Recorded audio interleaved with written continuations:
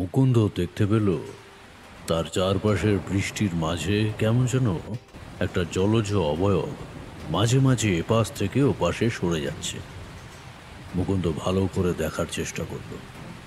সে নিজের হাতে থাকা হ্যারিকেনটা উঁচু করে তুলে দিয়ে চোখের একপাশে ধরতেই হঠাৎ হ্যারিকেনের গরম তাপটা তার গালে লাগলো। আর ঠিক তখনই মনে হলো বৃষ্টির মধ্যে জলের অবয়বটা এক ঝটকায় পেছনের দিকে পড়ে গেল। আরে আরে বৃষ্টির মধ্যে ওটা কি দেখতে পেলাম?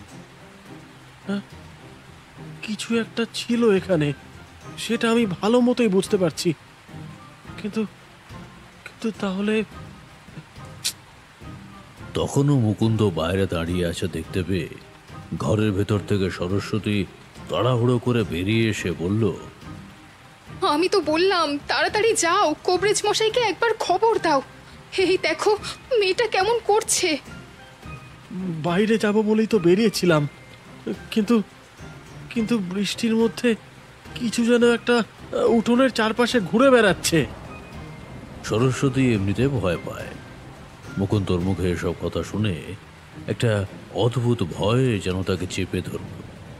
দু হাতে কাপড়ের আঁচলটা মুখের উপর চেপে ধরে সে আর্তনাদ করে উঠল, কারণ ততক্ষণে জলের মধ্যে সেই অবয়বটাকে সে নিজেও দেখতে পেয়েছে।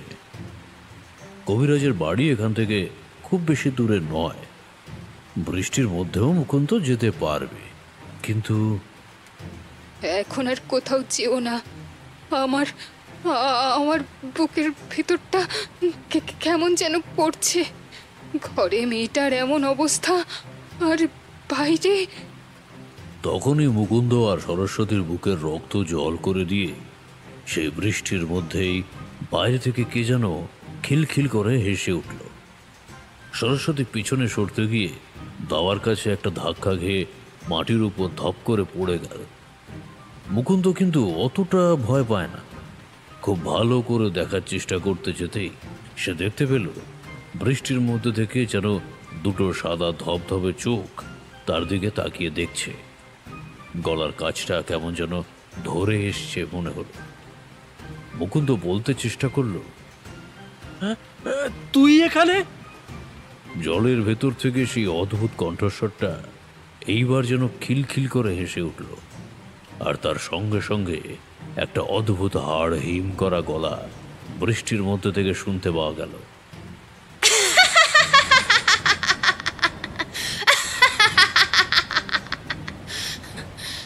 আজ রাতে এই বাড়ি থেকে তোরা কেউ বাইরে বেরোতে পারবি না, কেউ ভেতরে ঢুকতে পারবি না। এখানে আমি আছি। এমন কথা শোনার পর আর বেরোনোর সাহস করা যায় না। মুকুন্দও করতে পারল না। হ্যারিকেনটা দাওয়ার উপর রেখে সে ধপ করে বসে পড়ল মাটির উপর। সরস্বতী ততক্ষণে নিজেকে সামলে নিয়ে উঠে বসেছে। ঘরের ভেতর থেকে মেয়েটার গোয়ানির শব্দ মাঝে মাঝে ভেসে আসছে। মুকুন্দ তাকালো বিছানাটার দিকে। মেয়েটা বিছানায় এমনভাবে ছটফট করছে যেন যন্ত্রণায় মরে যাচ্ছে। আমার মেয়েকে বাঁচাবার জন্য আমি সব কিছু করতে পারি। কথাটা বলেই মুকুন্দ হ্যারিকেনটা রেখে গামছাটাকে কোনো রকমে মাথার উপরে দিয়ে ঝাঁপিয়ে পড়ল বৃষ্টির মধ্যে। কিন্তু সঙ্গে সঙ্গে একটা ঠান্ডা কিছু প্রচণ্ড ধাক্কায় মুকুন্দকে ঠেলে ফেলে দিল উঠোনের মাঝখানে। জল কাদার মধ্যে পড়ে হাঁটুর কাছটা যেন সঙ্গে সঙ্গে ছুলে গেল তার। গল গল করে রক্ত বেরোতে লাগলো। মুকুন্দ মুখ তুলতেই দেখতে পেল সে ছিটকে এসে পড়েছে উঠোনের মাঝখানে। আর ঠিক তখনই তার চারপাশে সেই কালো অবয়বটা ঘুরতে ঘুরতে আগের মতোই হাসতে লাগলো। দাওয়ার কাছে থেকে সরস্বতী চিৎকার করে বলে উঠল, যেও না, যেও না, চলে এসো, তুমি চলে এসো ওখান থেকে, যেও না।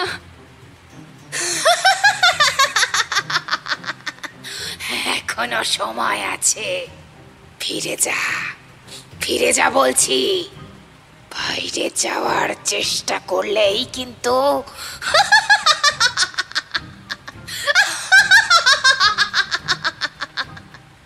মুকুন্দ গায়ের সর্বশক্তি একত্র করে আবার মাটির উপর উঠে দাঁড়িয়ে দৌড়তে গেল বাড়ির বাইরে গ্রামের পথের দিকে। বাড়ির চারপাশটা বাঁশের বেড়াতে ঘেরা, নিজের হাতেই সে বেড়া দিয়েছে। বেড়ার দরজাটা খুলে বেরোতে পারলেই গ্রামের রাস্তা, কিন্তু বেড়ার দরজার কাছে পৌঁছবার আগেই তার সামনে সে দাঁড়ালো। সে কালো, তবে উচ্চতা খুব একটা বেশি নয়, কিন্তু চেহারাটা অনেক চওড়া, যেন হাতের দুপাশে কালো লম্বাটে দুটো ডানার মতো একটা অন্ধকার। এই অন্ধকার যেন সমস্ত আলোকে ঢেকে দিতে পারে। হাতের প্রচণ্ড ধাক্কায় মুকুন্দ মাটিতে ছিটকে পড়ার সঙ্গে সঙ্গে বুঝতে পারল তার হাতের কাছটা কেটে গেছে। দাওয়ার কাছ থেকে সরস্বতীর কান্না, ঘরের ভেতর থেকে ভেসে আসা মেয়েটার গোয়ানির শব্দ, সবকিছু মিলিয়ে মুকুন্দর মাথাটা যেন ঝিমঝিম করতে লাগলো। কোনো রকমে মাটি দেখে ওঠার একটা ব্যর্থ চেষ্টা করতে করতে মাথা ঘুরে সে আবার পড়ে গেল। আর ঠিক তখনই রক্ত জল করা এক হাসিতে সেই অদ্ভুত অবয়ব আরেকবার হেসে উঠল। সরস্বতীর সঙ্গে সঙ্গে ঘরের ভেতরে ঢুকে তার মেয়েকে জড়িয়ে ধরে চিৎকার করে উঠল, বাঁচাও, বাঁচাও, কে কোথায় আছো? বাঁচাও আমাদেরকে, বাঁচাও। মুকুন্দর দু চোখে নেমে এসেছে অন্ধকার। চোখ বন্ধ করতেই সে দেখতে পেল কালো ছায়াটা তাকে ডিঙিয়ে তার ঘরের দরজা দিকে এগিয়ে যাচ্ছে একটু একটু করে। তোমরা কি বলতে চাইছো ভালো করে খুলে বলো তো, আমি কিন্তু ঠিক বুঝতে পারছি না। তারানাথের কথা শুনে আমি একটু হাসলাম। কিশোরী বলল, আরে ঠাকুরমশাই, আমরা আসলে বলতে চাইছি আপনার জীবনে অদ্ভুত অলৌকিক অভিজ্ঞতা তো কম নয়, কিন্তু এর মাঝেও এমন কিছু ঘটনা নিশ্চয়ই আছে যেগুলো আপনার অনেক দিন পর্যন্ত মনে ছিল। মানে আমি বলতে চাইছি এমন কিছু ঘটনা যেগুলো আপনার মনেও দাগ কেটেছিল। গোটা জীবন ধরে সাধনার পথে এমন অনেক কিছু অদ্ভুত অলৌকিক ব্যাপার আমি দেখেছি। তার মাঝে এমন অনেক কিছু ঘটনা ঘটেছে আমার বাড়িতে কিংবা অন্য কোথাও। অনেক কিছু ভুলে গেছি, আসলে অনেকগুলো বছর পেরিয়ে গেছে তো, বুঝতেই পারছো। তা যখন সেই কথা মনে পড়ে তখন সেই কথা তোমাদের বলি। তবে এমন কথা বলছো যখন, দাঁড়াও দাঁড়াও, একবার এমনই কিছু একটা ব্যাপার ঘটেছিল। তারানাথ সোজা হয়ে বসে কপালের মাঝখানটা দুটো আঙুল দিয়ে চেপে ধরে চোখ বন্ধ করে কিছুক্ষণ রইলেন। এইভাবে সে অতীতের হলদে হয়ে যাওয়া স্মৃতির পাতা থেকে ঘটনাগুলো পুনরুত্থান করার চেষ্টা করে মাঝে মাঝে। আমি বাইরের দিকে তাকালাম। টিপ টিপ করে বৃষ্টি পড়ছে। আজ সকাল থেকে এমনটা চলছে। সত্যি বলতে কাল বিকেল থেকেই এমন বৃষ্টি শুরু হয়েছে। অফিস থেকে ফেরার পথে হঠাৎ করেই কিশোরী সেনের সঙ্গে আমার দেখা। আমায় দেখে কিশোরী বলল, আরে কি ব্যাপার, তুমি এইখানে? কেমন বৃষ্টি হচ্ছে বলো তো? তাই তো ভাবছি হে, রবিবারের সকালে তারানাথের বাড়িতে যাওয়ার সময় বৃষ্টি হয় সেটা স্বাভাবিক, কিন্তু তাই বলে আজকে? তাছাড়া এই শীতের সময় বৃষ্টি হলে কেমন অবস্থা হয় বলো তো? কথাটা মিথ্যে নয়, কলকাতা শহরে সবেমাত্র শীতটা জাঁকিয়ে পড়তে শুরু করেছে। একেতেই যুদ্ধ পরিস্থিতি, আর তার মধ্যে এই শীতের সময় যদি বৃষ্টি হয় তাহলে অবস্থা যে কেমন হয় তার বলা চলে না। শীতের জন্য যুদ্ধের বাজারে জিনিসপত্র সবজির দাম একেই আকাশ ছোঁয়া। কিশোরী কি একটা কাজে যেন এদিকে এসেছিল। সে আবার বলল, আজ অফিস থেকে একটু তাড়াতাড়ি বেরিয়েছিলাম, একটা কাজের জন্য এদিকটায় আসতে হয়েছিল। যাওয়ার সময় তোমার সঙ্গে দেখা হয়ে যাবে সেই কথা কিন্তু সত্যিই ভাবতে পারিনি। আমিও তো ভাবিনি। তা যাই হোক, কাল সকালে তারানাথের বাড়িতে যাবে তো নিশ্চয়ই? ঠাকুর মশাইয়ের কাছে না গেলে রবিবারের সকালটা একেবারে জমে না। তাড়াতাড়ি চলে এসো, বেশি দেরি করো না, আকাশের যা অবস্থা দেখছি। এইভাবেই সেদিন সন্ধ্যাতে আমাদের কথা হয়। তারপর পরদিন সকালে তারানাথের বাড়িতে আমাদের আসা টিপটিপ বৃষ্টির মধ্যেই। এতক্ষণ ধরে তারানাথ কপালের মাঝখানে দুটো আঙুল রেখে চোখ বন্ধ করে বসেছিল। এবার চোখ খুলে আকাশের দিকে উদাস চোখে তাকিয়ে রইল কিছুক্ষণ। কিশোরী খুব উসকুস করছিল, আমি হাত তুলে তাকে শান্ত থাকতে বললাম। তারানাথ বলল, অনেক বছর আগের একটা কথা মনে পড়ে গেল। ব্যাপারটা বড় অদ্ভুত ঘটেছিল, বুঝলে। আসলে কি যে হয়েছিল সে কথা আমি তোমাদের বলে বোঝাতে পারবো না। তবে এইটুকু বলতে পারি, এমন ঘটনা আমার জীবনে কিন্তু খুব কমই ঘটেছিল। কিছু কথার ব্যাখ্যা আমি আজও খুঁজে বার করতে পারিনি সেখান থেকে। তারানাথের মুখে এমন কথা আগেও শুনেছি। আমাদের জায়গায় অন্য কেউ হলে সে হয়তো অবাক হতো, কিন্তু আমরা হলাম না। তার সামনে থাকা পাসিং শোয়ের প্যাকেট থেকে একটা সিগারেট বার করে নিয়ে তাতে অগ্নিসংযোগ করে ধোঁয়ার রিং ছাড়তে ছাড়তে বলতে শুরু করলো, জীবনের অনেকটা সময় আমি বাড়ি থেকে অনেক দূরে কাটিয়েছি, অচেনা অজানা মানুষদের মধ্যে। অদ্ভুত কিছু ঘটনার সম্মুখীন হয়ে আমার সময় কাটাতে হতো। বাড়িঘর, জনজীবন, লোকজন এসব ছেড়ে শ্মশানে মশানে, ভাঙা জায়গায়, মাঠে, সব জায়গাতেই আমায় থাকতে হতো বেশি। কিন্তু তবুও যখন বাড়িতে ফিরে আসতাম কিংবা কোনো গৃহস্থের বাড়িতে আশ্রয় নিয়ে তার পরিবারের সঙ্গে থাকতাম, কখনোই কিন্তু কোনো অস্বস্তি বোধ করতাম না। এ কথাগুলো বলার কারণ আছে। দেখো, তান্ত্রিক বা সাধকেরা সংসার জীবন থেকে অনেক দূরে থাকে। সাধনা করার জন্য প্রথমেই তোমায় এই সংসার জীবন ত্যাগ করে আসতে হবে। এ সমস্ত সাধক তান্ত্রিকরা কোনো কোনো কারণে লোকালয়ে কোনো গৃহস্থের বাড়িতে গেলেও সেখানে কিন্তু তারা খুব বেশি সময় থাকা পছন্দ করেন না। তারা পছন্দ করেন একাকিত্ব, নিভৃতে থাকতে। কিন্তু আমার ক্ষেত্রে তেমনটা কিন্তু হতো না। আমি যেমন শ্মশানে মশানে একাকী রাত কাটাতে অভ্যস্ত হয়েছিলাম, তেমনই কোনো গৃহস্থের বাড়িতে তাদের আতিথেয়তা গ্রহণ করে অনেক মানুষের মধ্যে থাকতে অসুবিধা হতো না। আসলে আমার জীবনটাই ছোট থেকে ছিল অন্যরকম। সে কথা তো তোমাদের আগেও বলেছিলাম। অনেক সাধক আমার কপাল দেখে বলতেন, এই পথে তুমি এলে কেন? এই পথ তো তোমার জন্য নয়। শেষে সব কিছু ছেড়ে ছুড়ে তোমাকে সেই সংসারের পথেই ফিরতে হবে বাবা। কিছু ক্ষমতা লাভ করতে পারবে, তবে তা বেশি কিছু নয়। সে কথা তো আপনি মাতু পাগলির কাছেও শুনতে পেয়েছিলেন, তাই না? আসল ব্যাপারটা হলো, তখন ভালোভাবে না বুঝতে পারলেও এখন বুঝতে পারি। আমার মধ্যে দুই দিকেরই টান ছিল প্রবল। অজানাকে জানা, তন্ত্রমন্ত্রের চর্চা করে ক্ষমতা লাভ করার ইচ্ছা না থাকলেও এ সম্পর্কে জানার কৌতূহল ছিল অসীম।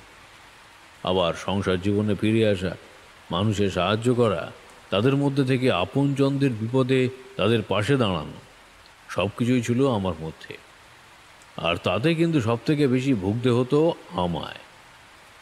মাঝে মাঝে এমন কিছু সমস্যার মধ্যে জড়িয়ে পড়তাম। যাক, সেসব কথা। তা এখন তোমাদের তেমনই একবারের কথা বল। সেবার কিছুদিনের জন্য বাড়িতে ফিরে এসেছি। সেবারের কথা মনে আছে, কারণ শীতের সময় বৃষ্টি হয়েছিল। এই এখন যেমন তোমাদের শহরে বৃষ্টি হচ্ছে, তেমন বৃষ্টি নয়। সেই বৃষ্টি প্রায় সপ্তাহখানেক ধরে চলেছিল, একটানা বর্ষাকালের মতো। এমন যে কেন হয়েছিল সে কথা আমি বলতে পারবো না।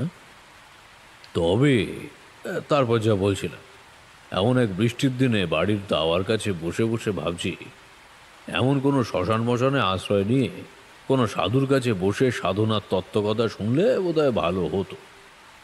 এমন সময় বৃষ্টিতে ভিজতে ভিজতে গামছা মাথায় দিয়ে আমার কাছে উপস্থিত হলো আমাদেরই গ্রামের একেবারে শেষের দিকে থাকা মুকুন্দ। মুকুন্দকে আমি চিনতাম। আমার চেয়ে বয়স একটু বড়, তবে দেখে মনে হবে বয়স আরও বেশি। মুখে কোঁচা কোঁচা দাড়ি, মাথায় আলুথালু চুল, গামছাটা ভিজে মাথার সঙ্গে চুপসে রয়েছে। কপালের একপাশে একটা কাঁটা দাগ, মনে হয় পড়ে গিয়ে আঘাত টাঘাত লেগেছে। ওই জায়গাটা লালচে হয়ে রয়েছে।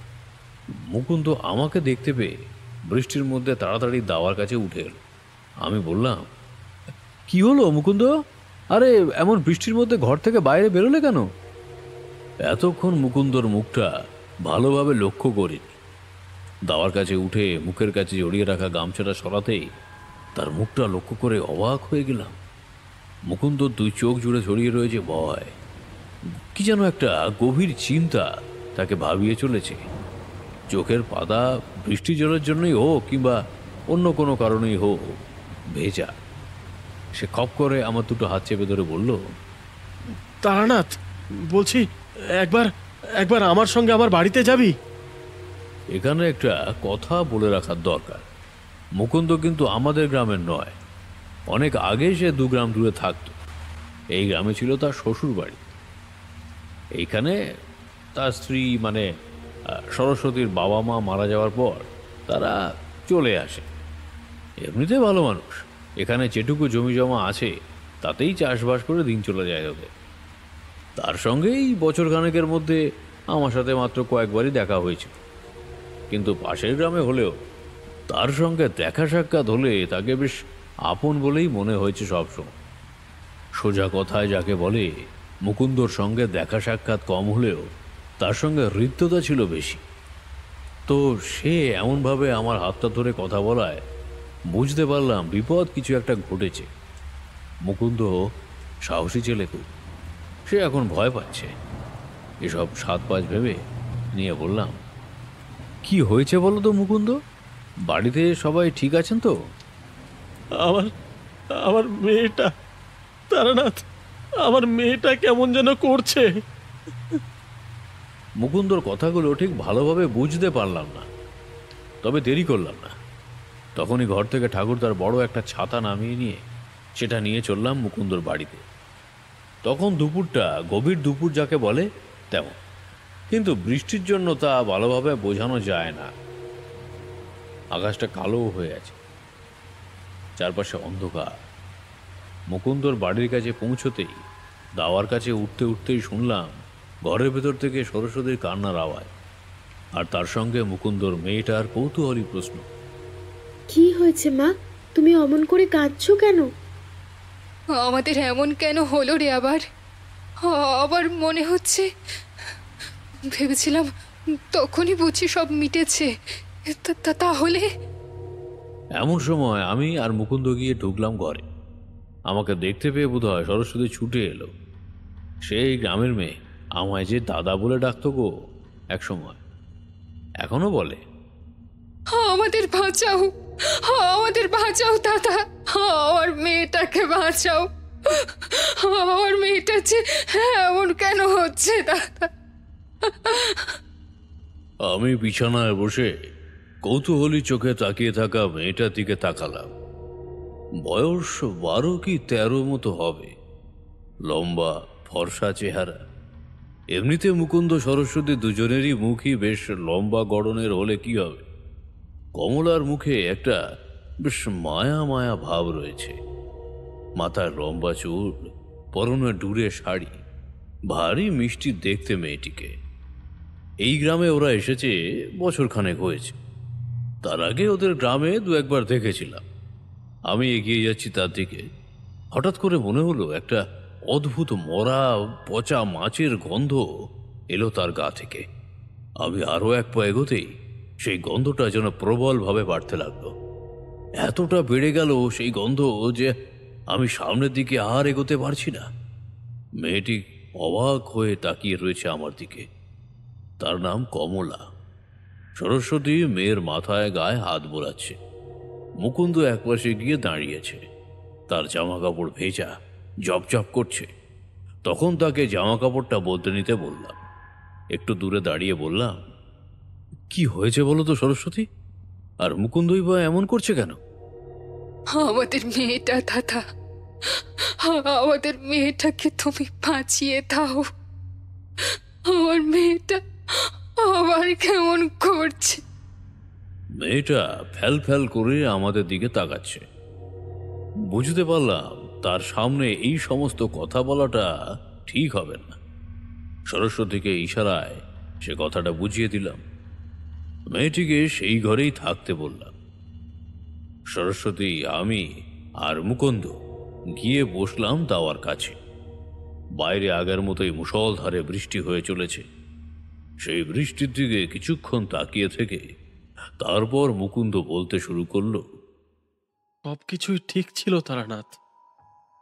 বছর দুয়েক আগে মানে মানে আমাদের গ্রামে সেবার যখন খরা হলো, সেবার কি করে যেন আমার জমির সমস্ত ফসল কিন্তু শুকলো না।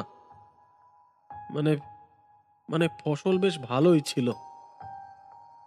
আর আর শুধু আমিই না, গ্রামের আরো দু একজনের সঙ্গে এরকম হলো।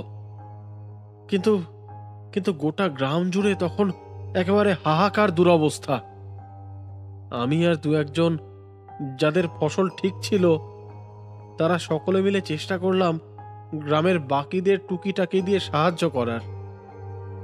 কিন্তু কিন্তু তাতে কি আর হয়? লোক মরতে লাগলো, অনেকে গ্রাম ছেড়ে চলে গেল, আর অনেকে আশ্রয় নিল আমাদের গ্রামের শেষে শ্মশানে এক গাছতলায় বসা এক সাধুর কাছে। দাঁড়া দাঁড়া মুকুন্দ, এসবের সঙ্গে তোর মেয়ের কি কোনো সম্পর্ক আছে? আছে, সেই জন্যই তো বলছি। আমার কথা আগে শোন, তারপর না হয় তোর যা মনে হয় তুই তাই বলবি। সাধু কিন্তু গ্রামের লোকেদের খুব একটা বেশি সাহায্য করতে পারলো না। তার যেটুকু সম্ভব সেটুকু দিয়ে তাদের সাহায্য করার চেষ্টা সে করলো, কিন্তু তাতে লাভ কিছু হলো না। এদিকে এদিকে গ্রামের লোকেরা মনে করলো যে সেই সাধু তাদের কোনো সাহায্য করতেই চাইছে না। একদিন একদিন সেই সাধুর কাছে আমি নিজে গেলাম। আমি আর আমার স্ত্রী গিয়েছিলাম, আমাদের মেয়ে সাথে ছিল না। সেই সাধু আমাদের দেখে হঠাৎ বলে উঠলেন, খুব সাবধান, কিছুদিনের মধ্যেই তোদের মেয়ের বড় বিপদ হতে চলেছে, খুব সাবধান। কিন্তু অবাক ব্যাপারটা কি জানিস তারানাথ?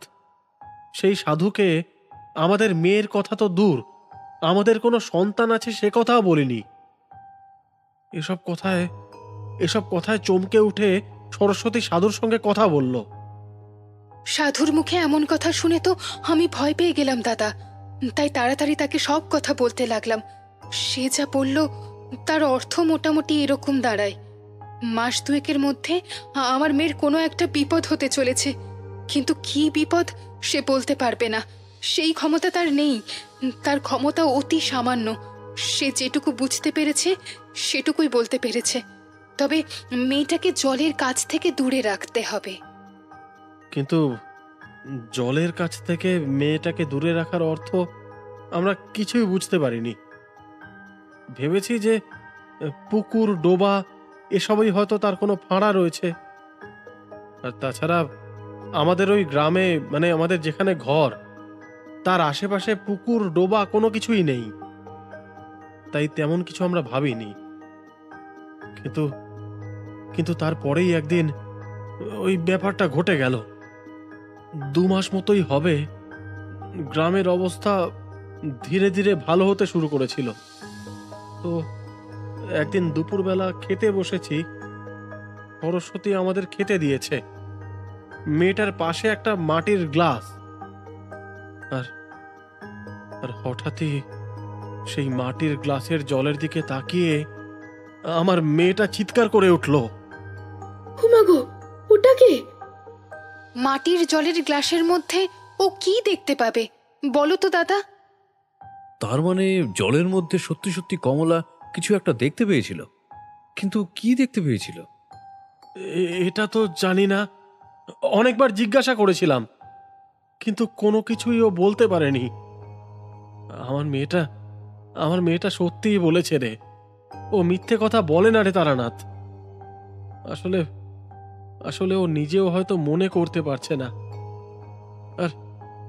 আর তারপর থেকেই তো ব্যাপারটা শুরু হলো। একদিন রাতের বেলা বৃষ্টির মধ্যে মেয়েটার শরীর ভীষণ খারাপ হতে শুরু করলো। তো কবিরাজ ডাকবো বলে আমি বেরোতে গেছি, আর আর বেরোতে গিয়েই আমি নিজেও তাকে দেখতে পেলাম। তাকিয়ে দেখি মুকুন্দর 2 চোখে আবার সেই ভয়টা ফুটে উঠেছে। বাইরে বৃষ্টি আর কালো মেঘের অন্ধকার যেন ছড়িয়ে রয়েছে আমাদের চারপাশে। চোখ ধাঁধানো অন্ধকার, আর কানে এসে লাগছে বৃষ্টির একটানা শব্দ। বহু দূরে কোথাও যেন কি একটা হয়ে চলেছে, আর সেইখানে কেউ একজন আমার জন্য প্রতীক্ষা করছে। এই প্রবল বৃষ্টির মধ্যে চুপ করে বসে থাকলে এমন কথা বারবার মনে হয়। অনেকক্ষণ চুপ করে থাকার পর মুকুন্দ বলল, ওটা মানুষ নয়, আমি ভালো করে বুঝতে পেরেছি, কিন্তু কিন্তু আমার মেয়ের সঙ্গে এসবের কি সম্পর্ক বলতো? আর আর তাছাড়া এসব কথা যে বলছি তোকে, এগুলো আজ থেকে প্রায় বছর দুয়েক আগের। তখন মাঝে মধ্যেই এরকম ব্যাপার ঘটতো, তবে আমরা যতদিন ওই গ্রামে ছিলাম তখনই হতো এসব। এই গ্রামে আসার পর এখনো পর্যন্ত এমন কিছু হয়নি। তবে তবে হঠাৎ কাল রাতেই প্রথমবার। কাল রাতে কি হয়েছিল? বিছানা থেকে উঠে কমলা কখন যেন দরজার কাছে এসে দাঁড়িয়েছিল। শান্ত চোখে সে তাকিয়ে রয়েছে আমাদের দিকে। সরস্বতী এগিয়ে গেল তার কাছে, তাকে সে কথা ও কথা বলতে বলতে ঘরে নিয়ে যাচ্ছে। কমলা বলছে, কার কথা বলছো মা? আমি তো কাউকে দেখিনি। বলো না মা, কার কথা বলছো? কারো কথা বলছি না মা, তুই চল, বাবা এখানেই এখন থাকবে, দাদার সঙ্গে কথা বলবে। ঘরে চল, বৃষ্টি হচ্ছে, শরীরটা খারাপ তো, একটু ঘুমিয়ে নিবি, চল। সরস্বতী কমলাকে নিয়ে ঘরের ভেতরে চলে গেল। মুকুন্দ কিছুক্ষণ চুপ করে বসে থেকে বলল, অনেকদিন ব্যাপারটা হয়নি। আমি ভেবেছিলাম সবকিছু বোধহয় ঠিক হয়ে গেছে। বৃষ্টি তো কাল পরশু থেকেই হচ্ছে। তো কাল সন্ধেবেলা একবার খাওয়া দাওয়ার আগে আমি রান্নাঘরের দিকে গিয়েছিলাম। সেখানে তখন সরস্বতী রান্না করছে, মেয়েটা ঘরের ভেতরে ছিল। বৃষ্টির মধ্যে তো আর বাইরে কোথাও যাওয়া যায় না, মাঠের কাজও বন্ধ। আবার রান্নাঘর থেকে ফিরে দাওয়ার কাছে এসেছি, এমন সময় শুনতে পেলাম ঘরের মধ্যে আমার মেয়েটা খিলখিল করে হাসছে, আর কার সঙ্গে যেন আস্তে আস্তে কথাও বলছে। আমি আমি দরজার কাছে এগিয়ে এসে ঘরের ভেতরের দিকে উঁকি দিলাম। দেখলাম ঘরের মধ্যে হারিকেন জ্বলছে, আর আর তার আলোয় মেয়েটার ছায়া ঘরের মাটির দেওয়ালের ওপর এসে পড়েছে। মেয়েটা আমার দিকে পিছন দিয়ে বসে ঘুরে তাকিয়ে রয়েছে ওই দেওয়ালের দিকে, আর আর মাঝে মাঝে মাথাটা উপরের দিকে তুলে অদ্ভুতভাবে হাসছে। দৃশ্যটা তোকে আমি বলে বোঝাতে পারবো না তারানাথ।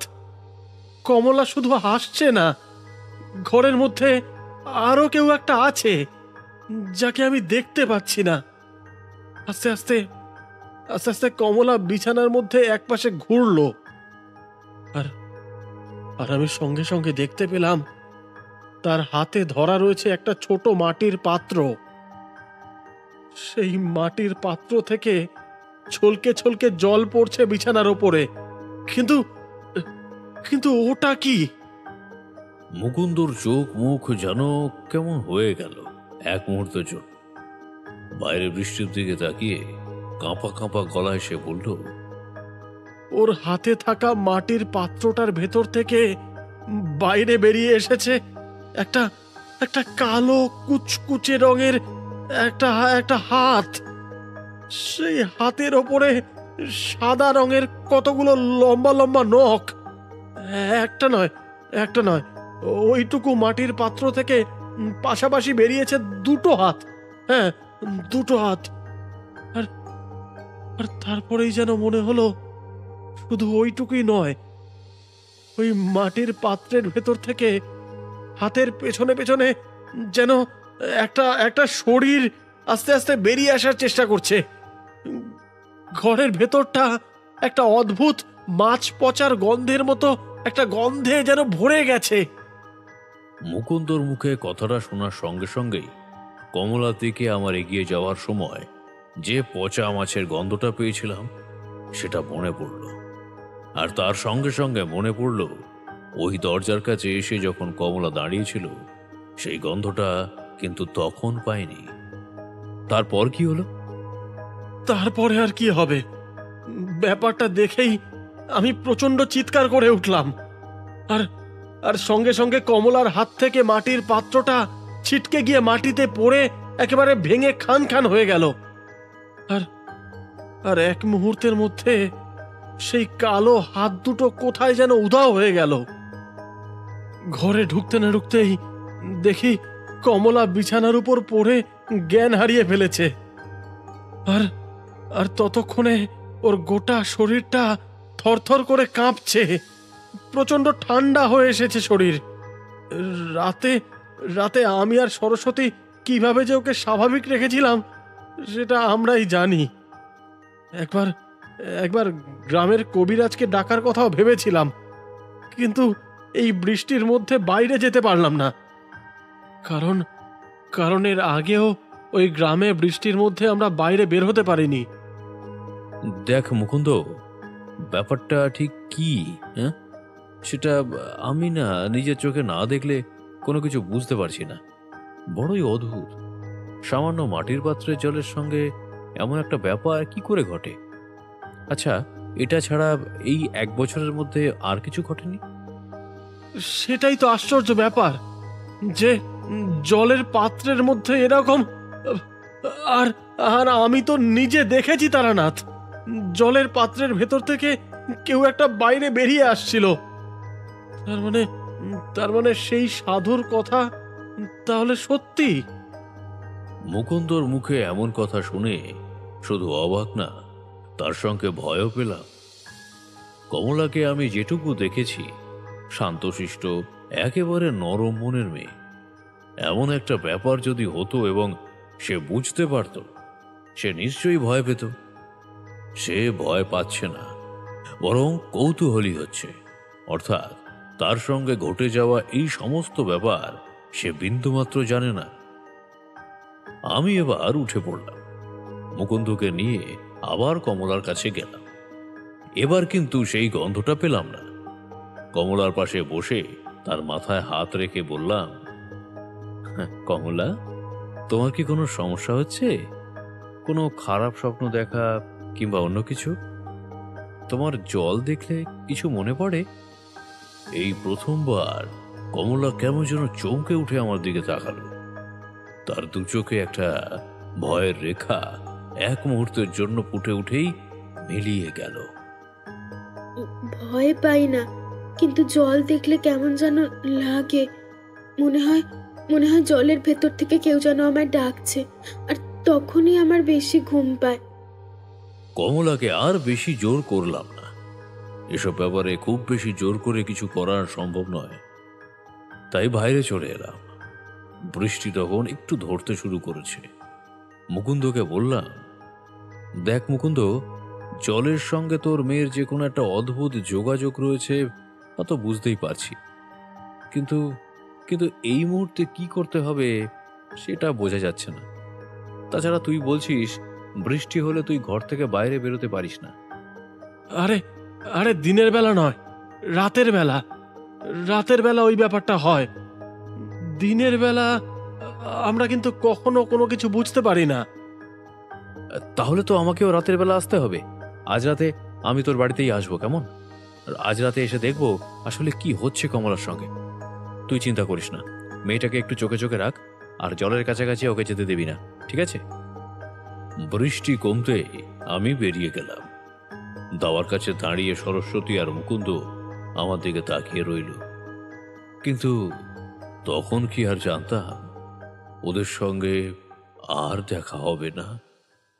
কথাটা শুনে আমি আর কিশোরী একসঙ্গে যেন চমকে উঠলাম। কিশোরী বলল, মানে? এর পরে যা হলো সেটাই তো আসল গল্প। আর তোমাদের যে বললাম তার কোনো ব্যাখ্যা আমি আজও খুঁজে বার করতে পারিনি। সেই কথাটাই তোমাদের বলবো। এতক্ষণ যা বললাম মনে করো আসল গল্পের একটা ভূমিকা মাত্র। এসব না বললে তোমরা কোনো কিছুই বুঝতে পারবে না। হে কই দেখি একটা সিগারেট দাও তো, এতক্ষণ কথা বলে মনটা বড্ড আনচান করছে। তোমাদের এই সিগারেটই বেশ ভালো, ধরাও খাও ফেলে দাও, কিন্তু হুঁকো খেতে গেলে বড্ড হ্যাপাচ। তারানাথ পাসিং শোয়ের প্যাকেট থেকে আর একটা সিগারেট তুলে নিয়ে তাতে টান দিয়ে ধোঁয়া ছাড়তে লাগলো। আমি বাইরে তাকিয়ে দেখলাম বৃষ্টিটা মুষলধারে নেমে এসেছে, কিন্তু তারানাথের মুখে শোনা সেই মুকুন্দর বাড়ির বৃষ্টির কথাটা, কিন্তু জলের মধ্যে কমলা যেটা দেখতে পেয়েছিল সেটা কি সত্যি নাকি অন্য কিছু? আর তারানাথ কেন বলল যে মুকুন্দ এবং সরস্বতীর সঙ্গে ওই তার শেষ দেখা হয়েছিল? তাহলে কি? মনটা চঞ্চল হয়ে পড়েছিল। তারানাথ একভাবে সিগারেট টানতে টানতে আকাশের দিকে তাকিয়ে রইল। বুঝতে পারলাম গল্পটাকে থামিয়ে শ্রোতাদের মনে উত্তেজনা বাড়ানোর জন্য সে এমনটা করছে। আমরা অপেক্ষা করা ছাড়া আর কি বা করতে পারি? একসময় মৌনতা ভেঙে বিভোর ভাব কাটিয়ে তারানাথ বলতে শুরু করলো, জানি তোমাদের মনে অনেক প্রশ্ন এসে উপস্থিত হয়েছে, তবে সব কথা তোমাদের গল্পের শেষেই বলব। যেমন যেমন হয়েছিল আমায় তেমনটা বলতে দাও। আসলে ঘটনা তো অনেক আগের। সেদিন সন্ধ্যাবেলা মুকুন্দর বাড়িতে যাব বলে তৈরি হচ্ছি, এমন সময় মায়ের শরীরটা হঠাৎ করে ভীষণ খারাপ হয়ে গেল, একেবারেই আচমকা। দুপুর পর্যন্ত সবকিছু ভালোই ছিল, শুধু ভালোই নয়, আমার নিজের হাতে রান্না করে খাইয়েছে, খেতে বসে কত কথা বলেছি তার সাথে। কিন্তু সন্ধ্যার দিকে হঠাৎ করে তার শরীরটা এমন খারাপ হলো, আর তার সঙ্গে সে কি মুষলধারে বৃষ্টি! বাপরে বাপ, তোমরা বিশ্বাস করবে না। তখন শীতের সময়, তা তো আগেই বলেছি, সেই ওই শীতের শুরুর দিকেই হবে, ঠিক মনে পড়ে না। যাই হোক, কিন্তু সে সময় এমন মুষলধারে যে বৃষ্টি হতে পারে সে ধারণাই আমার ছিল না। টানা 2-2.5 দিন ধরে এই বৃষ্টি হয়ে চলেছে। সন্ধ্যার সময় এমন অবস্থা হওয়ায় বাধ্য হয়ে ছাতা মাথায় দিয়ে আমি আমাদের গ্রামের কবিরাজকে ডেকে আনলাম। কবিরাজ তাকে দেখে বলল, হঠাৎ করেই ভীষণ ঠান্ডা লেগেছে। তা বৃষ্টিতে ভিজেছিলে নাকি অন্য কিছু? হ্যাঁ? না তো, তেমন কোনো ব্যাপার ঘটেনি। তাহলে তো বড় চিন্তার বিষয়। শরীরের যা অবস্থা, বৃষ্টিতে অনেকক্ষণ ভিজলে, না হলে জলের মধ্যে যদি কেউ অনেকক্ষণ স্নান করে তবেই এমনটা হওয়ার কথা। আর একটু বেশি হলে, ঠান্ডা লেগে গেলে কিন্তু সর্দি গরমি হয়ে যাওয়ার সম্ভাবনা ছিল। যাই হোক, আমি ওষুধপত্র বানিয়ে দিচ্ছি। তবে তবে আজকের রাতটা কিন্তু ভালোভাবে রাখতে হবে। হ্যাঁ, সব সময় একদম চোখে চোখে রাখবে, কেমন তারানাথ?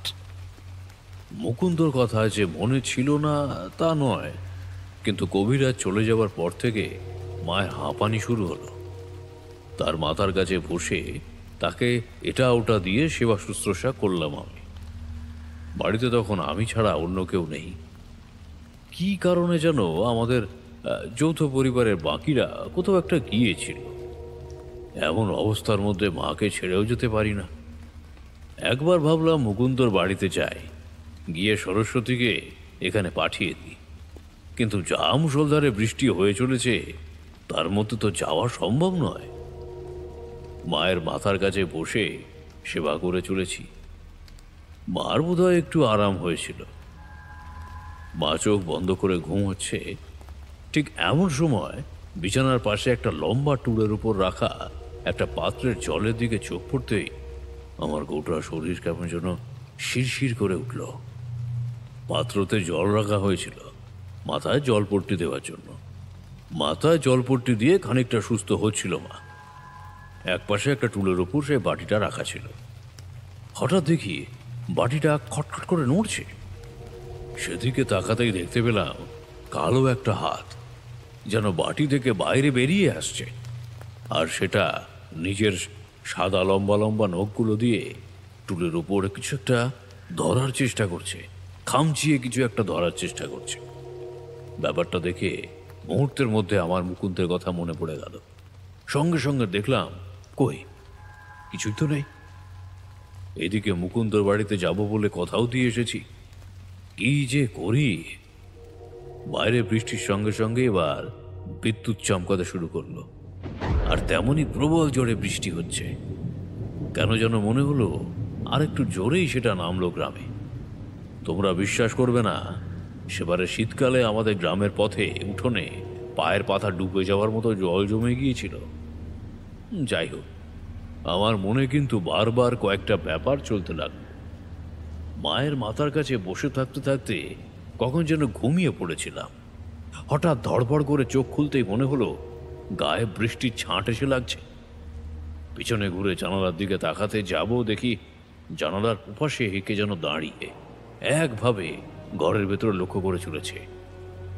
সাদা ফ্যাকাশে মনেহীন তার দুটো চোখ। আমি আর চুপ করে বসে থাকতে পারলাম না, চট করে উঠোনে এগিয়ে গেলাম জানলার দিকে। যে সময়ের কথা বলছি তখন মাতু পাগলির সঙ্গে আমার সাক্ষাৎ হয়েছে। বেশ কিছু তন্ত্র সাধনা করে সামান্য কিছু ক্ষমতা লাভ করেছি। মধুসুন্দরী দেবীর সঙ্গে দেখা হয়। জানালার কাছে গিয়ে দাঁড়াতেই বাইরের দিক থেকে খিলখিল করে একটা হাসির শব্দ শুনতে পেলাম। কে কে ওখানে? আর ঠিক তখনই বিদ্যুৎ চমকের আলোতে জানালার বাইরে বাড়ির পেছনের দিকটাতে যাকে দাঁড়িয়ে থাকতে দেখলাম, তাকে দেখে আমার হৃদস্পন্দন যেন এক মুহূর্তের জন্য থেমে গেল। ঝমঝমিয়ে পড়া বৃষ্টির মধ্যে দাঁড়িয়ে আমার দিকে তাকিয়ে হেসে চলেছে কমলা। তার মাথার চুল ভিজে চুপচুপে, সেগুলো তার কাঁধের দুপাশে বেয়ে সামনের দিকে গায়ের উপর এসে পড়েছে।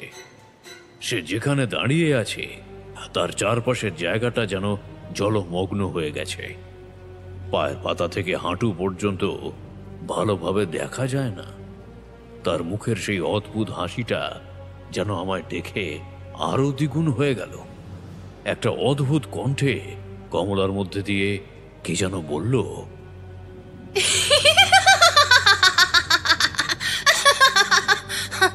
আমি আগেই বলেছিলাম, কেউ এই বাড়িতে এলে, কেউ এই বাড়ি থেকে গেলে তার ফল ভালো হবে না।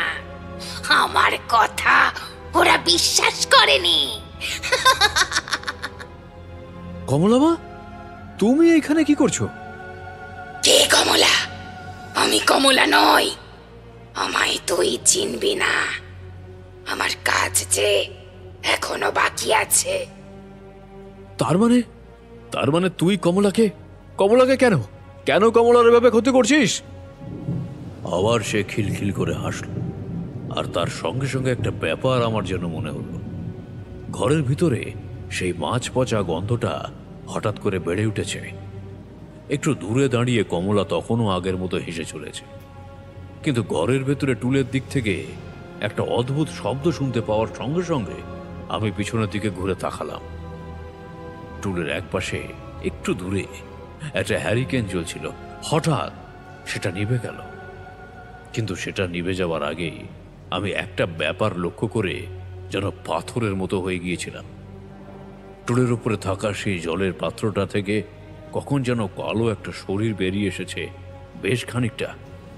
দুটো লম্বা হাত, আর তার সঙ্গে কালো একটা অদ্ভুত মুখ। তার দুটো চোখের জায়গায় কালো অন্ধকার ছাড়া আর কিছুই নেই। তার দুটো হাত ততক্ষণে এগিয়ে গেছে বিছানায় শুয়ে থাকা আমার মায়ের গলা লক্ষ্য করে। মুহূর্তের মধ্যে একটা চিৎকার করে আমি দৌড়ে গেলাম মায়ের দিকে। ঘরের মধ্যে যে সবসময় দেহবন্ধন করে থাকতে হয় এমন কথা তো নয়, তাই দেহবন্ধন করা ছিল না। সামান্য যা কিছু তন্ত্রমন্ত্র আমি তখন জানি, তা দিয়ে সাময়িক ওদের আটকানো যায়, কিন্তু এ তো অন্য কিছু। মুহূর্তের মধ্যে মনে পড়ে গেল মুকুন্দর বাড়িতে যাব বলে ঝোলার মধ্যে কয়েকটা জিনিস নিয়েছিলাম। সেখান থেকেই একটা জিনিস বার করে মন্ত্রপুত করে ছুঁড়ে দিলাম সেই কালো ছায়ার দিকে। তার দুটো হাত মায়ের গলার কাছে আর এগোলো না বটে, সে কিন্তু একভাবে মুখ তুলে তাকালো আমার দিকে। জানালা থেকে সরে এসেছিলাম, কিন্তু বাইরে থেকে ভেসে আসা সেই হাসির শব্দটা শুনতে পাচ্ছি। আর তার সঙ্গে যেন মাঝে মাঝে কমলার গলায় কান্না ভেজা একটা শব্দ ভেসে আসছে। বাঁচাও, বাঁচাও আমায়। বাইরে ঝমঝমিয়ে বৃষ্টি পড়ছে, ঘরে মা অসুস্থ, ঘরে বাইরে দুদিকেই বিপদ। আমার যেন প্রায় অবসন্ন করে ফেললো এই ব্যবস্থা। কি করব বুঝতে পারছি না। এর মধ্যে একটাই ভালো কথা যে মা ঘুমিয়ে রয়েছে, তাকে এমন কিছু দেখতে হয়নি। দেখলে সে হয়তো আরো অসুস্থ হয়ে পড়ত। আমি নিজের মনোবল একত্র করে প্রায় শক্ত গলায় বললাম, তোমরা কারা? কেন তোমরা এমন করছো? কি চাই তোমাদের? এবার কিন্তু কথা বলল ঘরের ভেতর থাকা সেই কালো মূর্তিটা। ঘরের মধ্যে অন্ধকারের মধ্যে যেন তাকে অস্পষ্টভাবে দেখতে পারছিলাম। তার গলার আওয়াজ আর ঘরের বাইরে থাকা কমলার মুখ থেকে বেরিয়ে আসা গলার আওয়াজের মধ্যে কোনো পার্থক্য নেই। আমি যা চাই তা তো আমি নিয়ে যাবই, শুধু শুধু আমার পথের মাঝে কাঁটা হয়ে দাঁড়াচ্ছিস কেন? খবরদার বলছি, সরে যা তুই, নইলে কিন্তু আমার এর পরের আঘাত আসবে তোদের ওপর। শীতল কণ্ঠস্বর যেন আমার গোটা শরীরটাকে ঠান্ডা করে দিল। কি করব বুঝতে পারছি না। আমি তারানাথ তান্ত্রিক হলেও তখন কিন্তু আমার ক্ষমতা নেহাতি কম। ঘরের মধ্যে ধীরে ধীরে পচা মাছের গন্ধটা কমে এলো। বুঝতে পারলাম ওরা চলে গেছে। এগিয়ে গিয়ে হ্যারিকেন ধরাতেই দেখি মা আগের মতোই ঘুমোচ্ছে। শুধু টুলের ওপর রাখা পাত্রটা থেকে খানিকটা জল ছলকে এসে পড়েছে টুলের ওপরে। অবাক হয়ে গেলাম, সামান্য জলের ভেতর থেকে অত বড় একটা কালো মূর্তি বাইরে বেরোলো কি করে? শেষ রাতের দিকে মায়ের শরীর খারাপটা ঠিক হলো। তাকে ঘরে রেখে একটু ভরসা পেয়ে যখন মুকুন্দর বাড়িতে গিয়ে পৌঁছালাম, তখন দেখি লোকজন জড়ো হয়েছে। দূর থেকে কমলার কান্নার আওয়াজ শোনা যাচ্ছিল। আমি এগিয়ে যেতে কমলা ছুটে এসে আমাকে জড়িয়ে ধরল। কাল রাতে আবার আমার মরার ঘুমে ধরেছিল কাকা বাবু। কি যে হয়ে গেল, আমার বাবা মাকে কারা মারলো বলো তো এভাবে? কমলা আমাকে কাকাবাবু বলে ডাকত, কিন্তু আজ এই দিনের আলোতে কমলার সামনে দাঁড়িয়ে তাকে কোনো উত্তর দিতে পারলাম না। কারণ উঠোনের ওপরে পড়ে রয়েছে মুকুন্দ আর সরস্বতীর মৃতদেহ। তাদের গলাটাকে কে যেন টেনে হিঁচড়ে ধর থেকে আলাদা করে ছেড়ে ফেলে দিয়েছে উঠোনের একপাশে। সেই দুই চোখের মৃত্যু ভয়, যন্ত্রণার সঙ্গে আর একটা ব্যাপার মিশেছিল, আশা। ওরা আশা করেছিল রাতের বেলা আমি ঠিক ওদের কাছে আসব। তারানাথ একটু চুপ করলো। মনে হলো তার চোখের কোণটা যেন চিকচিক করছে। আকাশের দিকে কিছুক্ষণ তাকিয়ে থেকে একবার গলা ঝেড়ে নিয়ে সে আবার বলল, রাতে যে বিভৎস মূর্তি দেখেছিলাম তার সঙ্গে লড়াই করার ক্ষমতা আমার নেই। তোমাদের কাছে একবারেই স্বীকার করছি, কারণ সেই ঘটনা যদি তার থেকে কয়েক বছর পরের কথা হতো তাহলে তাকে বন্দি করে কিভাবে রাখতে হবে তা আমার জানা ছিল। তখন জানা ছিল না। আর তার চেয়েও বড় কথা হলো, আসল ব্যাপারটা যে কি হয়েছে সেটা তো আমি বুঝতে পারছি না। জলের পাত্র থেকে অমন ভাবে একটা শরীর কিভাবে বের হতে পারে? গ্রামের লোকেরা মুকুন্দ এবং সরস্বতীর মৃতদেহ সৎকারের ব্যবস্থা করল। আমি কমলাকে নিয়ে আমার বাড়িতে চলে এলাম। মাকে সব কথা বলতেই সে বলল, হায় রে, বাপ মা মরা মেয়েটা, ও থাক না আমার কাছে। আমি তো একাই থাকি এই বাড়িতে, সবাই থেকেও তো আমার কাছে কেউ নেই। তুইও থাকিস না আমার কাছে। কমলা আমার মার কাছেই রইল। এরপর দেখতে দেখতে কয়েকটা দিন কেটে গেল। একদিন মা রান্নাঘরে রান্না করছে, তার পাশে বসে কমলা তাকে সাহায্য করছে। একটা বড় গামলার মধ্যে জল রাখা, তার মধ্যে আলু ধুয়ে দিচ্ছে কমলা। তখন সন্ধ্যের অন্ধকার নেমেছে। হঠাৎ করে কমলা চিৎকার করে উঠল। আমিও উঠোনের কাছে ঘোরাঘুরি করছিলাম। চিৎকার শুনে তাড়াতাড়ি ছুটে গিয়ে দেখি কমলা মাটির ওপর পড়ে ছটফট করছে। এমনভাবে ছটফট করছে যেন তার গোটা শরীর আগুনে পুড়ে যাচ্ছে। মা অবাক হয়ে তার দিকে তাকিয়ে বলল, কোনো অসুখ হয়েছে নাকি? হঠাৎ করে জলের দিকে তাকিয়ে চিৎকার করে উঠল, আর তারপরেই আমি জলের দিকে তাকালাম, আর তারপরেই মনে হলো একটা আশ্চর্য ব্যাপার। অন্ধকারের মধ্যে জলের দিকে তাকাবার সঙ্গে সঙ্গে মনে হলো জলের ভেতর থেকে একটা মুখ ভেসে উঠে মিলিয়ে গেল। অদ্ভুত একটা মুখ।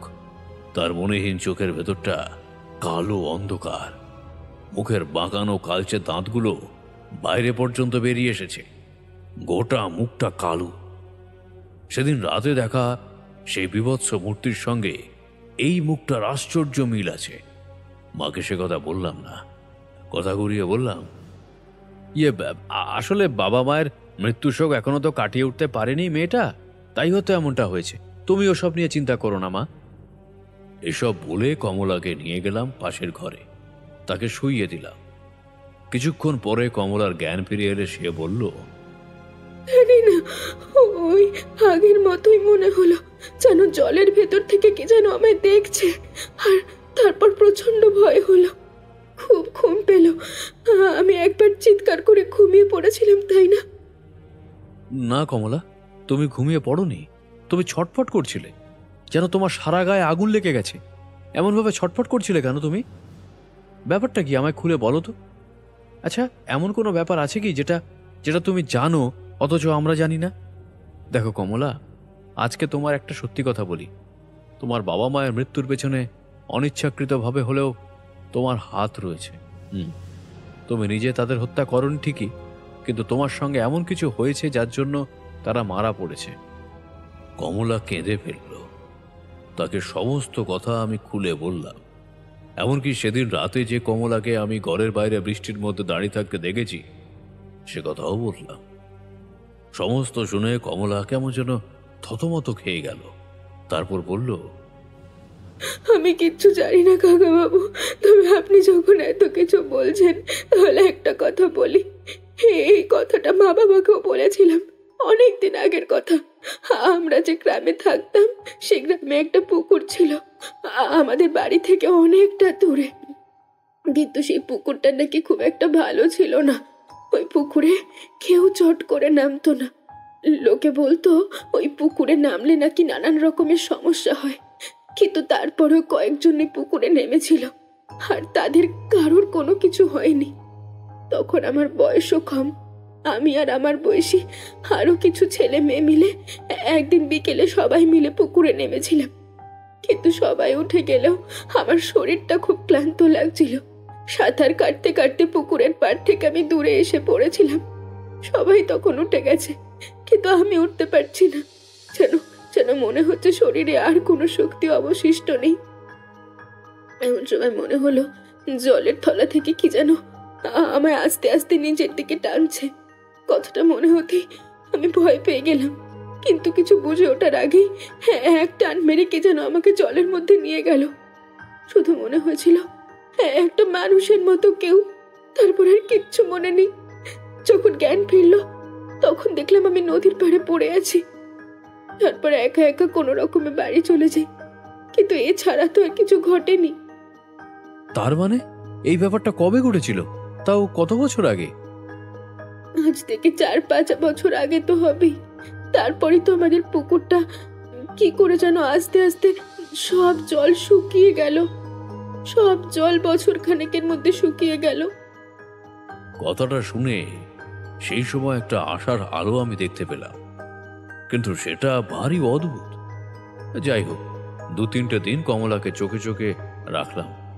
অন্ধকার নামলে জল কিংবা তরল কোনো কিছুর কাছাকাছি তাকে হতে দেওয়া হয় না। এমনকি রাতের বেলা যখন সে খায় তার কাছাকাছি থাকি কিংবা আশেপাশে আলো জ্বালিয়ে রাখি। এভাবে চলতে চলতে আরো কিছুদিন কেটে গেল, কিন্তু বাড়িতে আমার এইভাবে থাকাটা আর ঠিক হয়ে উঠছে না। বাইরে বেরোতে ইচ্ছে হয়, অথচ কমলাকে ছেড়েও তো যেতে পারি না। তো একদিন গ্রামের শেষে একটা গাছের তলায় চুপ করে বসে বসে ভাবছি কি করা যায়। এমন সময় দেখি এক সাধু আমার দিকে হেঁটে আসছে। সাধুর পরনে রক্তাম্বর, গলায় রুদ্রাক্ষের মালা, হাতে একটা লম্বা লাঠি। তিনি আমার দিকে হেঁটে এগিয়ে এসে বললেন, মেয়েটাকে এইভাবে তুই রক্ষা করতে পারবি না। তার জন্য অন্য কিছু করতে হবে। ওর পেছনে যারা এসেছে তারা সাধারণ কোনো অশরীরী কিংবা সাধারণ কোনো ভূত প্রেত নয়। হঠাৎ করে একজন অজানা অচেনা লোক এমনভাবে এসে কথা বললে অবাক হওয়ারই কথা। আমিও তার ব্যতিক্রম নই। তিনি আবার বললেন, আমার হাতে বেশি সময় নেই। সন্ধেবেলা অন্ধকার নামার পর ওকে এখানে নিয়ে আসবি। মনে রাখবি, যে শক্তিকে পরাজিত করা যায় না সেই শক্তির মুখোমুখি হতে হয়। সাধু বাবা, একটা কথা জানতে চাই, আপনি কি সেই ব্যক্তি যে মুকুন্দ এবং সরস্বতীকে তাদের বিপদের কথা বলেছিলেন? তোর স্মৃতি শক্তি খুব ভালো। আজ সন্ধ্যার পর মেয়েটিকে এখানে নিয়ে আয়। তারপর আজ রাতের মধ্যে কাজটা করতে হবে। আজকে তিথি বড় ভালো। তিথি যে ভালো সে কথা আমিও জানতাম। সন্ধ্যার পর কমলাকে নিয়ে সাধুর বলা সেই জায়গায় এসে দেখি সাধু এক যজ্ঞকুণ্ড তৈরি করেছে। যজ্ঞকুণ্ডের মাঝে একটা মাটির পাত্র বসানো। আমি আর কমলা সেখানে এলাম। কমলা কিন্তু একটু ভয় ভয় পাচ্ছিল। একেবারে শান্ত নরম মনের মেয়ে সে। তাকে আমি শান্ত করে সেখানে বসতে বললাম। সাধু বাবা পুজো শুরু করলেন। একসময় একটা পাত্র থেকে জল ঢেলে দিলেন সেই মাটির পাত্রে, আর কমলার দিকে তাকিয়ে বললেন, ওই জলের দিকে চুপ করে তাকিয়ে থাকবে। যদি কিছু দেখতে পাস তখন শুধুমাত্র হাত নাড়বি। এই কথা বলে সাধু মন্ত্র পড়ে চললেন। একসময় কমলা হাত নাড়ল, একবার, দুবার, তিনবার। তারপরে সাধু তার মন্ত্র উচ্চারণ শেষ করে বললেন, ওরা কি তা বুঝতে পারছি না। আজ থেকে 200 বছর আগে এর আভাস আমি পেয়েছিলাম। তখনই ঠিক করেছিলাম এই বিপদ থেকে মেয়েটিকে রক্ষা করতে যাব, কিন্তু ওদের ক্ষমতা অনেক বেশি। আমি কিছু সময়ের জন্য ওদের আটকাতে পারি, কিন্তু ওরা কারা, কোথা থেকে এসেছে, কেন এসেছে, আর কিছুই আমি জানি না। কিন্তু একটা বাচ্চা মেয়ে এত বড় কোনো শক্তির কি ক্ষতি করতে পারে সাধু বাবা? কিসের সঙ্গে কিসের যোগাযোগ রয়েছে সে কথা আমরা এত সহজে বলতে পারি না। মানুষের জন্ম তো শুধু এক জন্মের নয়, অনেক কিছু আছে।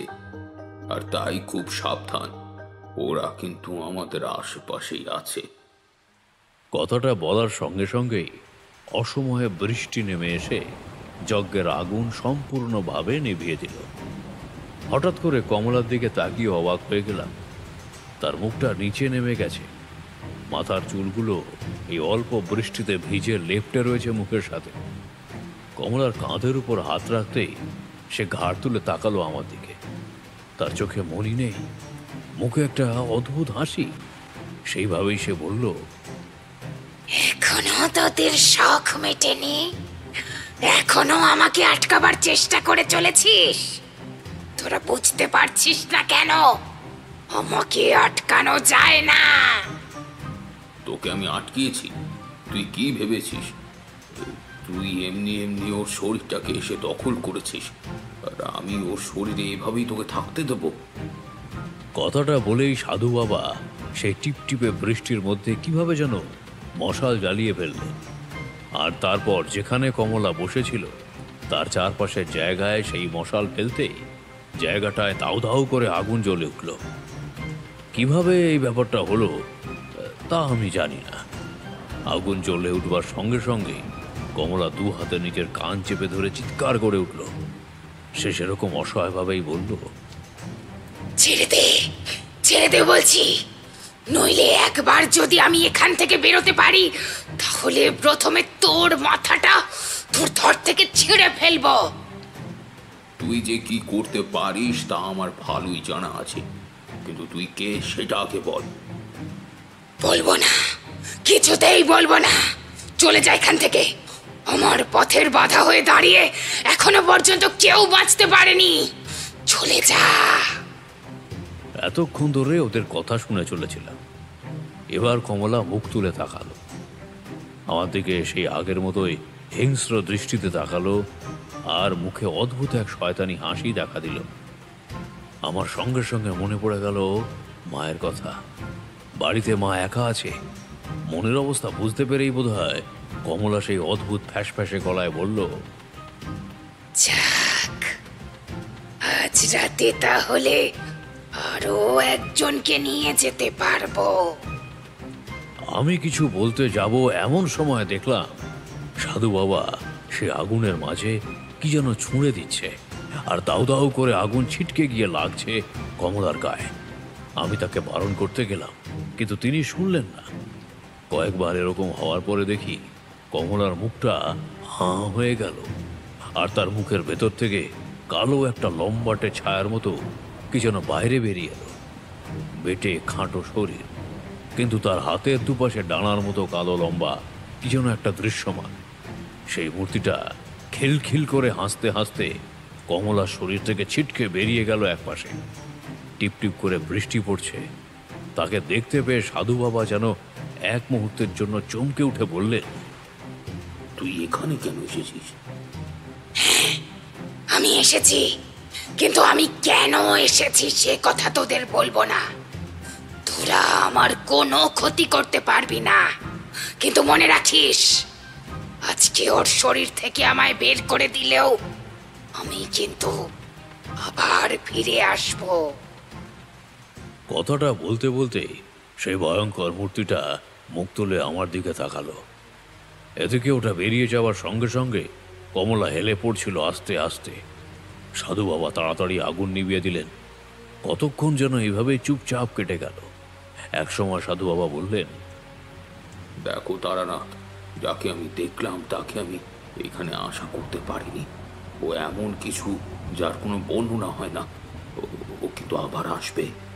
তবে অন্তত 2-1 বছর কমলার আর কোনো চিন্তা থাকবে না। আমি তখন অন্য চিন্তায় ছিলাম। তাড়াতাড়ি এখান থেকে বেরিয়ে বাড়িতে ফিরতে হবে। তাই কমলাকে উঠিয়ে নিয়ে সাধু বাবাকে বিদায় জানিয়ে বাড়িতে ফিরে এসে দেখি মা কমলার জন্য অধীর আগ্রহে অপেক্ষা করছে। কমলার কিছু মনে নেই, শুধু ওই সাধু বাবার সামনে সে বসেছিল ওইটুকুই মনে আছে। কিন্তু সেই কালো ছায়ামূর্তিকে আমার বেশ ভালোভাবেই মনে ছিল। আর সেই জ্বলন্ত চোখ দুটো, মুখের হাসি, আর হাতের পিছন দিকে থাকা ডানার মতো অদ্ভুত বড় জিনিসটা কি জানি। তবে ওটা ডানা নয়, এটা আমি নিশ্চিতভাবে বলতে পারি।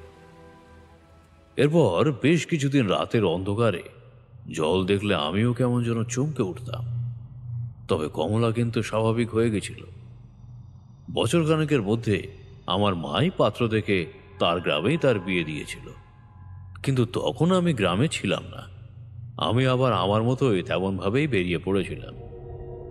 দেখতে দেখতে 2 বছর কেটে যায়। একবার আবার গ্রামে ফিরে গিয়েছিলাম কি একটা কাজে। একদিন কমলা এলো, তার কোলের ছেলে। সুখে শান্তিতে সংসার করছে সে। আমায় দেখে বলল, কাকা বাবু, 2 বছর আগের সে কথাগুলো আপনার মনে আছে? সেই সাধু বাবার কথা, সেই সাধু বাবার দেখা আমি প্রায় মাসখানেক আগে আবার পেয়েছি। কমলার কথা শুনে আমি চমকে উঠে বললাম, সে কি, সেই সাধু বাবার দেখা পেয়েছো? কিন্তু কেন? জানি না, একদিন আমি বাড়িতে ছিলাম ছেলেকে নিয়ে। তখন আমার ছেলেটা ঘুমোচ্ছিল। দুপুরের দিকে সাধু বাবা এলেন। আমি তো তাকে দেখেই চিনতে পেরেছি। তাকে ঘরে ঢুকতে বললাম, কিন্তু তিনি ঘরে এলেন না। বললেন, ও কিন্তু আবার ফিরে এসেছে। এত সহজে তোকে ছাড়বে বলে তো আমার মনে হয় না। কালকের দিনটা খুব সাবধানে থাকবি। আরে, এই সুতোটা আমি তোকে দিচ্ছি, এটা তোর হাতে পড়ে থাক। তাহলে কাল কিচ্ছু হবে না। তবে এরপর একটা বড় বিপদ আসবেই। সাধু বাবা আর কিচ্ছু বললেন না, দাঁড়ালেনও না। ছেলের মাথায় হাত রেখে আশীর্বাদ করে একটা লাল সুতো আমার হাতে দিয়ে চলে গেলেন। কি মনে হতে সুতোটা আমি হাতেই পড়ে রইলাম। সেদিন উনি বাড়িতে ফেরেনি, কোনো কারণে রাতে ফিরবে না। রাতের বেলা আমি ছেলেকে নিয়ে বিছানায় শুয়ে আছি, হঠাৎ কি মনে হতে রান্নাঘরে গেলাম। ভীষণ জল তেষ্টা পেয়েছিল। রাতের বেলা কিন্তু আমার এমনটা হয় না, সেদিন অমনটা হলো। রান্নাঘরের পেছনে বালতি রাখা আছে, বালতির মধ্যে থেকে পেতলের গ্লাসে জল তুলে নিয়ে খেতে যাব, এমন সময় পিতলের বালতি থেকে কালো একটা হাত এসে খপ করে আমার গলাটা চেপে ধরল। কথাগুলো বলতে বলতে কমলার কণ্ঠস্বর যেন কাঁপতে শুরু করেছিল। সে কথা বেশ ভালোভাবেই বুঝতে পারছিলাম। গলা চেপে ধরে সে আমার মাথা জলের মধ্যে ঢুকিয়ে দিল। আর ঠিক সেই সঙ্গে সঙ্গে অনেক বছর আগে আমাদের গ্রামের পুকুরের তলায় দেখতে পাওয়া সেই মুখটা যেন আমার চোখের সামনে ভেসে উঠল। দুটো কালো অন্ধকার চোখ, কালচে লম্বা লম্বা শরীর, তীক্ষ্ণ ছুরির ফলার মতো দাঁত। সাধু বাবার কথা মনে ছিল, তাই অতি কষ্টে লাল সুতো পরা সেই হাতটাকে মুখের সামনে আনতে সে কিন্তু আমি ছেড়ে দিল। মনে হলো বালতির জলের মধ্যে সে অনেক নিচের দিকে কোথাও লুকিয়েছে। ছোট বালতিটা থরথর করে কাঁপতে লাগলো বেশ কিছুক্ষণ, আর তারপরে যেন সব কিছু ঠিক হয়ে গেল। গলার ব্যথায় আমি ভয় পেয়েছিলাম, কিন্তু তখনই সেখান থেকে চলে আসি। তার মানে সে রাতে আর কিছু হয়নি? কিন্তু সাধু বাবা যদি না আসতেন তাহলে কি যে হতো। আর এর পরেও যে বিপদ হয়েছে সে কথা তো সাধু বাবা নিজেও বলে গিয়েছিলেন। তাই চিন্তায় রয়েছি কাকাবাবু, কি করব বলুন তো এবার। অপেক্ষা করা ছাড়া আর কিছুই যে করার নেই কমলা। বিপদ কখন আসবে, কোন পথে আসবে তা যদি না জানা থাকে তাহলে কি করে তার বিরুদ্ধে লড়াই করবে? আমি তোমায় একটা কবচ তৈরি করে দিতে পারি, তবে তার বেশি আমি কিছুই করতে পারবো না, বুঝলে? কমলাকে একটা কবচ তৈরি করে দিয়েছিলাম, মহামৃত্যুঞ্জয় কবচ। এই কবচ থাকলে তার কোনো ক্ষতি হবে না সহজে। এরপর দেখতে দেখতে সময় কেটে যায় কিভাবে যেন। কমলার কথা পুরোপুরি ভুলে গেছিলাম। মায়ের মৃত্যুর পর বাড়িতে যাওয়া গুম হয়েও গিয়েছিল। অনেক বছর পর কি একটা কারণে গ্রামে ফিরে কমলার যে গ্রাম, সেই গ্রামে গিয়েছিলাম। তখন আমার বয়স বেড়েছে, কমলারও বয়স বেড়েছে। দেখি কমলা হাসি মুখে আমার দিকে তাকিয়ে আছে। তার ছেলেটাও বড় হয়েছে। অনেক কিছুই কথা হলো এবং তার মাঝে একসময় কমলা সেই মহামৃত্যুঞ্জয় কবচটা দেখিয়ে বলল, ওকে আমি আরেকবার দেখেছিলাম কাকাবাবু, কিন্তু আমায় কিছু করতে পারেনি। এই কবচটা ছিল বলেই হয়তো। একটা স্বস্তির নিঃশ্বাস ফেলেছিল সে, কিন্তু তখনও বুঝতে পারেনি আসলে এর প্রতিদান কি হতে চলেছে। পরের বছরই কমলার ছেলেটা জলে ডুবে মারা যায়। কমলার স্বামী মারা গিয়েছিল চাষের জমির পাশে যে ছোট খাল মতো কাটা হয়, সেই খালের জলে পড়ে। ওইটুকু জলে পড়ে সে কিভাবে মরেছিল সে কথা কেউ জানে না। এরপরে কমলাকে পাওয়া গিয়েছিল তারই ঘরে মৃত অবস্থায়। তার গলায় মাথাটা ছিল না। মাথাটা কোথায় ছিল কেউ জানে না। শুধু তার মৃত্যুটা হয়েছিল সেই মুকুন্দ আর সরস্বতীর মতোই। তাদের মাথাটা যেমন ছিঁড়ে ফেলে দিয়েছিল বারান্দায়, আর শরীরটা পড়েছিল ঘরের কাছে। তারানাথ কথা শেষ করে চুপ করতেই আমি বললাম, তার মানে কমলা শেষ পর্যন্ত মারা গেল? কিন্তু কিন্তু এই সব কিছুর পেছনে যে ছিল সে আসলে কে? জানি না। গোটা ঘটনায় ওই একটা ব্যাপার সম্পর্কে কখনো আমি কিছু জানতে পারিনি। এমন কোনো শক্তি আছে যে সামান্য মাটির পাত্রের জলের মাধ্যমে সেখানে এসে উপস্থিত হতে পারে, সে আমার জানা নেই। অনেকের সঙ্গে এ ব্যাপারে কথা বলেছি, অনেকে অনেক কিছুই বলেছে, কিন্তু আমার মনঃপূত হয়নি। সব থেকে বড় কথা কি জানো তো? প্রবল আক্রোশ থাকলে এতগুলো বছর অপেক্ষা করার পরও কোনো একটা শক্তি একজনকে মারতে পারে। বাকি কথাটা আর শুনতে পেলাম না। বৃষ্টিটা একটু কমে ছিল, এখনই বেরিয়ে পড়া দরকার।